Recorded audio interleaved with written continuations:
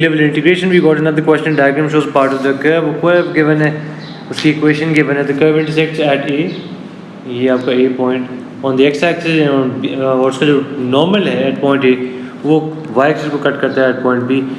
वो कह रहे हैं कि जी आप इक्वेशन है इसको पहले इंटीग्रेट करो, फिर इसका डिफरेंशिएट करो, फिर इसका इंटीग्रल भी लो.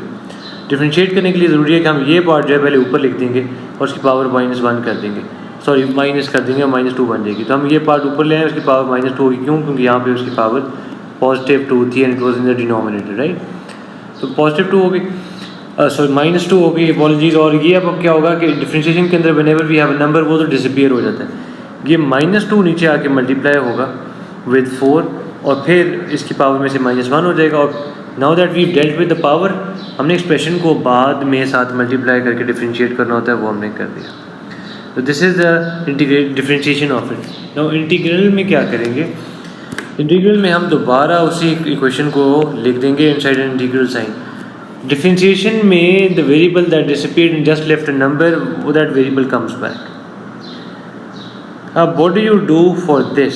इसकी डिफरेंशिएशन इंटीग्रेशन मुश्किल लगती है थोड़ी. तो हम क्या करेंगे, इसको सेपरेटली इसको यहाँ पे ब्रेक डाउन कर लेता हूँ and then I show you the answer over here as well. इस पार्ट को यहाँ से लेके यहाँ तक को यहाँ लिख लेते हैं. तो we will write it down as -4 और 2x + 1 होल -2 dx. इसको हम इंटीग्रेट करने जा रहे हैं. रिमेंबर मैं सिर्फ इस पार्ट का इंटीग्रल बता रहा हूँ, 1 का तो ऑलरेडी आ गया. इस -4 को आप बाहर ले जाओगे और 2x + 1 को अंदर लिख लेंगे, ठीक है.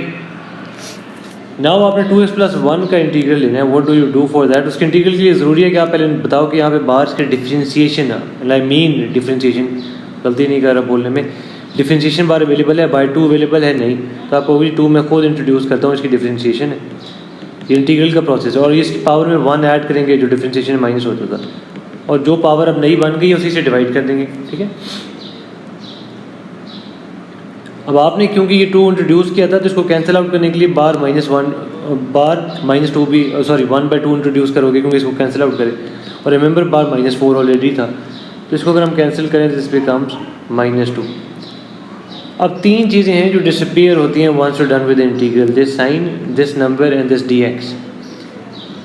Once these disappear, we left with 2x + 1 raised to the power -1 over -1. Now, sorry ये हमने साइन भी डिसअपीयर कराना था. और साथ एक वेरिएबल k इंट्रोड्यूस होता है, ये वो कांस्टेंट है जो डिफरेंशिएशन के अंदर गायब होता है. What do I mean by that? 2x + 5 को डिफरेंशिएट करें, इसका आंसर आ जाएगा 2. अब इसका इंटीग्रल हो तो वापस आप 2x बना दोगे. यार कोई वेरिएबल था डिसअपीयर हुआ है यार, 5 की तो कहानी ही नहीं कोई नहीं कर रहा, वो तो डिसअपीयर हो गया. तो 2 + k लिखना है यार, एक कांस्टेंट भी इंट्रोड्यूस होगा. अच्छा, we are done with this part. अब ये -1 और -2 जब कोलाइड करेंगे तो दिस विल बिकम 2, ठीक है. और जो इसको डिनोमिनेटर में ले आओ तो किसकी पावर पॉजिटिव हो जाए, 2x + 1 + k. अब you will notice the same answer up here.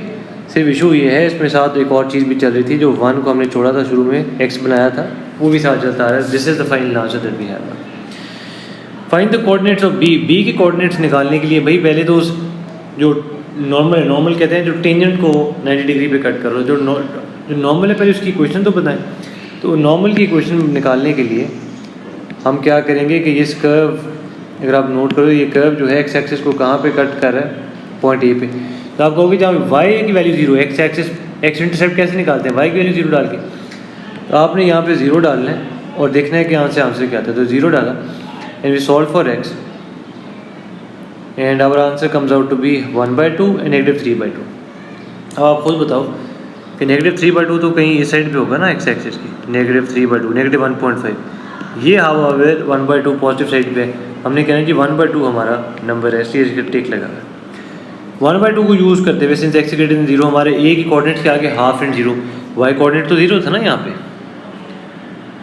a के अगर हम कोऑर्डिनेट्स लिखने जाएँ, they are going to be 1/2, 0. यहाँ पे तो y कोऑर्डिनेट 0 है, तो हमारा वो आगे. हमने अब क्या किया कि डिफरेंशिएशन में सीखा गया कि स्लोप होती है. डिफरेंशिएशन को जो आप इक्वेशन को आप चेंज करते हो तो आप at any point in time, because it's change in y, dy delta y, change in y over dx, delta x change in x, rise over y2 - y1 और x2 - x1, वही concept. आपने x की value half डाली और यहाँ पे इसकी slope निकाल ली, यानी स्लोप ऑफ द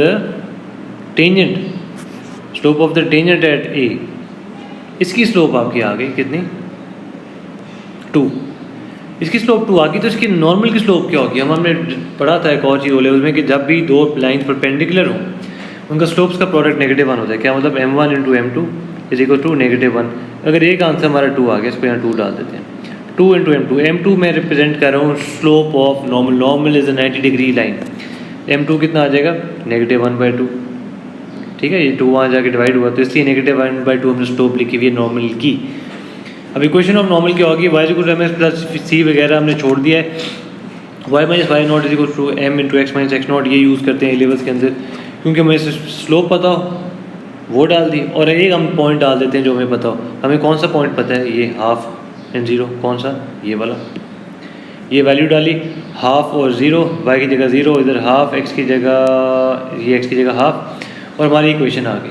अब इक्वेशन आई है, लेकिन ये किस चीज़ की इक्वेशन है? Tangent at the point A, sorry equation of normal at point A. हमारी इक्वेशन ऑफ नॉर्मल एट ए आ गई। इस इक्वेशन के अंदर कौन सी नॉर्मल की बात कर रहा हूँ?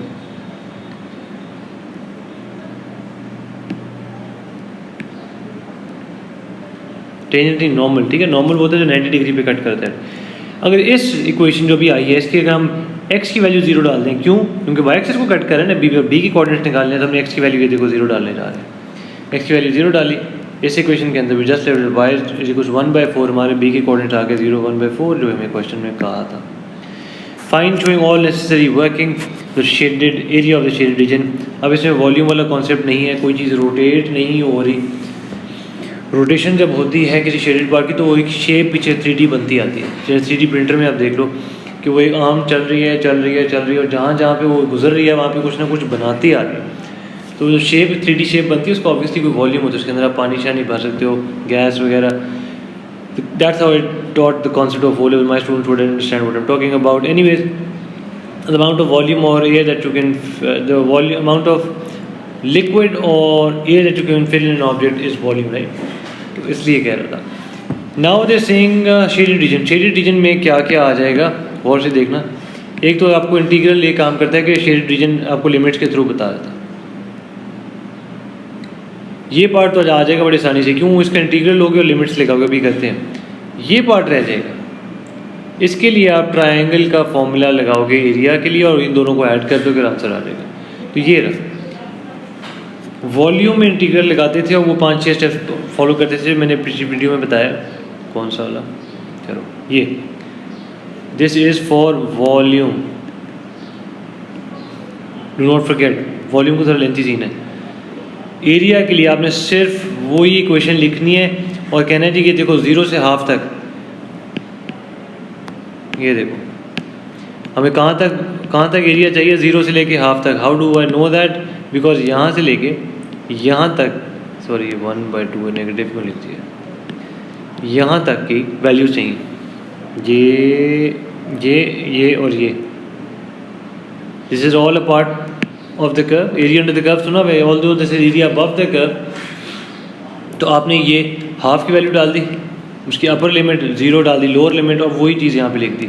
इसको इंटीग्रेट किया और इंटीग्रेशन हमारे पर ये देखो ऊपर मौजूद थी, ये ग्रीन एरो ऊपर से इसलिए आ रहा है कि यार इंटीग्रेशन मौजूद है और पिछले पार्ट वाली डाल दें।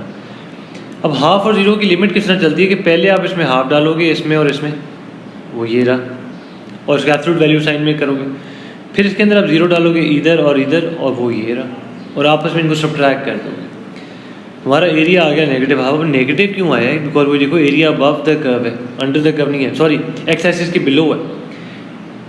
इंटीग्रेशन में जब भी आप का एरिया जो है वो बिलो द एक्स एक्सिस जाएगा, नेगेटिव आना शुरू हो जाएगा, उससे आपने टेंशन नहीं लेनी, उसको बस सिंपली इग्नोर करके पॉजिटिव लिख देना, क्योंकि below the x axis negative आया, इसको आपने पॉजिटिव लिख देना। हमारा area below the x axis वो हमारा आ गया हाफ है। अब आप कंफ्यूज थोड़े से हो रहे होगे कि यार ये कभी अबव द कर्व कह रहे हैं, कभी below the x axis. Let me show you what I mean. Distance speed time graph के अंदर स्पीड टाइम ग्राफ के अंदर अगर हमने डिस्टेंस निकालना होता तो एरिया अंडर द कर्व करते थे ना, इसका एरिया निकाला, इसका निकाला, इसका निकाला, ऐड कर दिया, हम एरिया निकाल रहे होते थे। ये वही कॉन्सेप्ट है, अब इसका एरिया निकालना है तो इंटीग्रेशन से भी निकाल लेते हैं। आपने सिर्फ लिमिट्स लगानी होती है भाई इस वैल्यू से इस वैल्यू तक, और उसको इंटीग्रेट करना था इक्वेशन को, और आंसर आ जाता है। वो बेशक वो कर्व के ऊपर हो या कर्व के नीचे हो शेडेड, वो आंसर आ जाएगा। हाँ, अगर वो एक्स एक्सिस के नीचे होगा तो नेगेटिव आएगा, तो इसलिए एक्स एक्सिस के नीचे होने की वजह से नेगेटिव आया था, उसको पॉजिटिव कर लिया। अब रिमेंबर मैंने पहले बताया था कि एरिया ऊपर छोटा सा ट्राइंगल है वो रह गया, ये वाला जो मैंने सिर्फ रेड में अब लिखा हुआ है, ठीक है। उस पर half into base into height लगा लो। बेस उसकी 1/2 है, हाइट उसकी 1/4 है। वो हाइट 1/4 किस तरह आई है, यहाँ पे बी के कोऑर्डिनेट्स याद है, ये बी के कोऑर्डिनेट्स काम आएंगे, तो आपका 1/16 आ गया। If you add 1/2 and 1/16 you get 9/16 and that is the answer for the area of the shaded region.